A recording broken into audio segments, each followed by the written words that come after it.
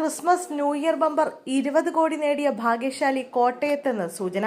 എക്സി 138,455 എന്ന നമ്പറാണ് ഒന്നാം സമ്മാനം നേടിയിരിക്കുന്നത്. സുദീപ് എ എന്ന ഏജന്റ് വിറ്റ ടിക്കറ്റിനാണ് ഒന്നാം സമ്മാനം. കാഞ്ഞിരപ്പള്ളി സ്വദേശിയാണ് സുദീപ്. കാഞ്ഞിരപ്പള്ളി ബസ് സ്റ്റാൻഡിനടുത്തുള്ള കടയിൽ വിറ്റ ടിക്കറ്റാണ് സമ്മാനാർഹമായിരിക്കുന്നത്. കാഞ്ഞിരപ്പള്ളി ന്യൂ ലക്കി സെന്റർ എന്ന കടയിലാണ് ഒന്നാം സമ്മാനത്തിന് അർഹമായ ടിക്കറ്റ് വിറ്റിരിക്കുന്നത്. ഓരോ കോടി രൂപ വീതം 20 പേർക്ക് രണ്ടാം സമ്മാനമായി ലഭിക്കും.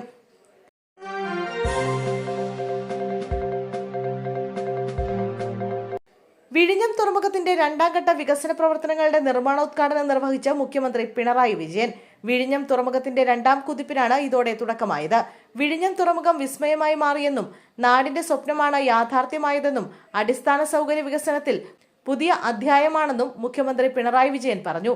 കേന്ദ്രമന്ത്രി സർബാനന്ദ സോനോവാളിന് സ്വാഗതം പറഞ്ഞാണ് മുഖ്യമന്ത്രി പ്രസംഗം ആരംഭിച്ചത്. വിഴിഞ്ഞം തുറമുഖത്തിനായി കേന്ദ്രമന്ത്രി സാധ്യമായതെല്ലാം ചെയ്യുമെന്ന് തനിക്ക് ഉറപ്പുണ്ടെന്നും മുഖ്യമന്ത്രി പിണറായി വിജയൻ പറഞ്ഞു.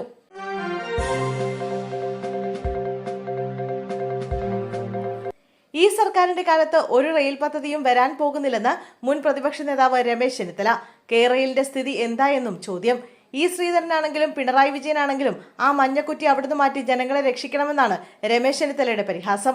KV തോമസ് പറഞ്ഞ പല കാര്യങ്ങളും നടന്നിട്ടില്ലല്ലോ. മഞ്ഞക്കുറ്റി ഊരിക്കൊണ്ടുപോയാൽ ആളുകൾക്ക് സൗകര്യമാകുമായിരുന്നു. തെരഞ്ഞെടുപ്പാകുമ്പോൾ ഇങ്ങനെയുള്ള പല അഭ്യാസങ്ങളും കാണേണ്ടി വരുമെന്ന് രമേശ് ചെന്നിത്തല പറഞ്ഞു. ഈ ശ്രീധരൻ എന്തിന്റെ അടിസ്ഥാനത്തിലാണ് ഇക്കാര്യം പറയുന്നതെന്ന് അദ്ദേഹം ചോദിച്ചു.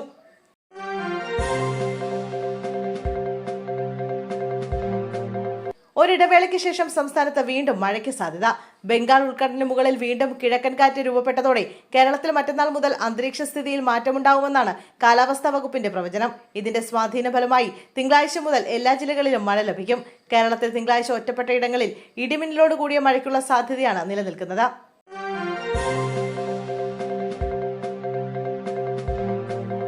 പയ്യന്നൂരിലെ രക്തസാക്ഷി ഫണ്ട് തട്ടിപ്പ് പുറത്തുവന്നതിന് പിന്നാലെ കണ്ണൂർ പയ്യന്നൂരിൽ കോൺഗ്രസും BJPയും നടത്തിയ പ്രതിഷേധ പ്രകടനത്തിന് നേരെ CPM അക്രമം. TI മധുസൂദൻ MLA രാജിവെക്കണമെന്നാവശ്യപ്പെട്ട് നടത്തിയ പ്രകടനത്തിന് നേരെയാണ് അക്രമം. പരിക്കേറ്റ പ്രതിഷേധക്കാരെ ആശുപത്രിയിലേക്ക് മാറ്റി. രക്തസാക്ഷി ഫണ്ട് തട്ടിപ്പുമായി ബന്ധപ്പെട്ട് V കുഞ്ഞികൃഷ്ണന്റെ ആരോപണങ്ങളെല്ലാം തള്ളുകയാണ് CPM നേതൃത്വം. പാർട്ടിയെ തകർക്കാനാണ് നീക്കമെന്നും താനൊഴികെ മറ്റെല്ലാവരും കള്ളന്മാർ എന്ന് സ്ഥാപിക്കാനാണ് കുഞ്ഞികൃഷ്ണന്റെ ശ്രമമെന്നുമാണ് MV ജയരാജൻ പ്രതികരിച്ചത്. തന്റെ ആരോപണങ്ങൾക്ക് കൃത്യമായ മറുപടി പറയാൻ നേതൃത്വം തയ്യാറാകണമെന്ന് കുഞ്ഞികൃഷ്ണൻ ആവർത്തിച്ചു. പയ്യന്നൂർ മേഖലയിൽ കുഞ്ഞികൃഷ്ണനെതിരെ വ്യാപകമായി CPM പോസ്റ്ററുകൾ പതിച്ചിട്ടുണ്ട്.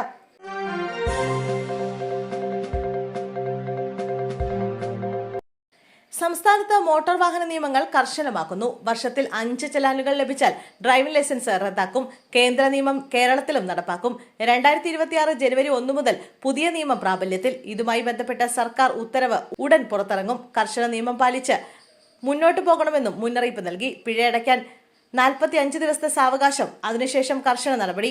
പിഴ കുടിശ്ശികയുള്ള വാഹനങ്ങൾ ബ്ലാക്ക് ലിസ്റ്റിൽ ഉൾപ്പെടുത്തും. ബ്ലാക്ക് ലിസ്റ്റിലുള്ള വാഹനങ്ങൾക്ക് ഉടമസ്ഥാവകാശ കൈമാറ്റം, ഫിറ്റ്നസ് തുടങ്ങിയ സേവനങ്ങൾ തടയും. എല്ലാ നിയമ നടപടികളും വാഹനത്തിന്റെ RC ഉടമയ്ക്കെതിരെയായിരിക്കും. മറ്റൊരാളാണ് വാഹനം ഓടിച്ചതെന്ന് തെളിയിക്കേണ്ട ബാധ്യത ഉടമയ്ക്കായിരിക്കും.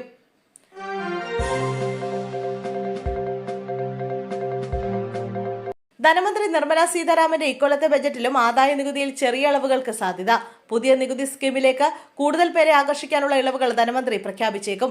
ദമ്പതികൾക്ക് സംയുക്ത ആദായ നികുതി റിട്ടേൺ ഫയൽ ചെയ്യുന്നതിനുള്ള സൗകര്യമടക്കം ചില പരിഷ്കാരങ്ങൾക്കും ധനമന്ത്രി തയ്യാറായേക്കും. 2019 5 ലക്ഷം വരെ വരുമാനമുള്ളവരെ ആദായ നികുതി പരിധിയിൽ നിന്ന് ഒഴിവാക്കിയിരുന്നു. ഈ പരിധി 12ആയി കഴിഞ്ഞ തവണ ഉയർത്തിയത് മധ്യവർഗത്തിന്റെ വൻ സ്വീകാര്യത നേടിയിരുന്നു.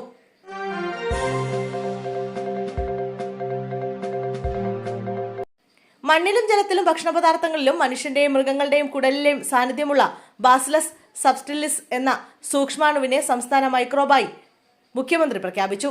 ഏറെ പഠനവിധേയമായി ഈ ബാക്ടീരിയ ഗവേഷണ രംഗത്ത് വലിയ സാധ്യതകൾ തുറക്കുന്നതാണെന്ന് അദ്ദേഹം പറഞ്ഞു. സംസ്ഥാന സർക്കാർ സൂക്ഷ്മാണു ഗവേഷണ രംഗത്ത് വിപ്ലവകരമായ മാറ്റങ്ങൾ ലക്ഷ്യമിട്ട് Kazhakuttam KINFRA film and video പാർക്കിൽ സ്ഥാപിച്ച centre of excellence in microbiome ഉദ്ഘാടന ചടങ്ങിലാണ് പ്രഖ്യാപനം നടന്നത്.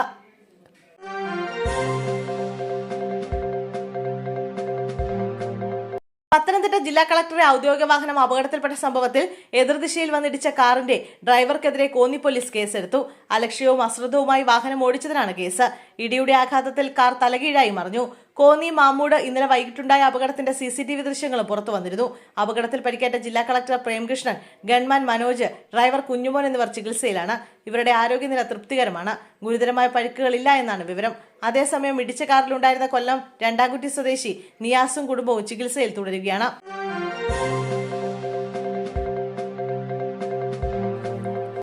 വിലക്ക് ലംഘിച്ച മകരവിളക്ക് ദിവസം സന്നിധാനത്ത് സിനിമാ ചിത്രീകരണമെന്ന പരാതി.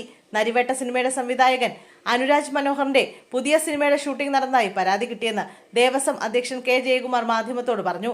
മകരവിളക്ക് ഷൂട്ട് ചെയ്യാൻ അനുമതി തേടിയപ്പോൾ നിഷേധിച്ചിരുന്നുവെന്നും ഷൂട്ടിംഗ് നടന്നുവെന്ന് തനിക്ക് പരാതി കിട്ടിയെന്നും ജയകുമാർ പറഞ്ഞു.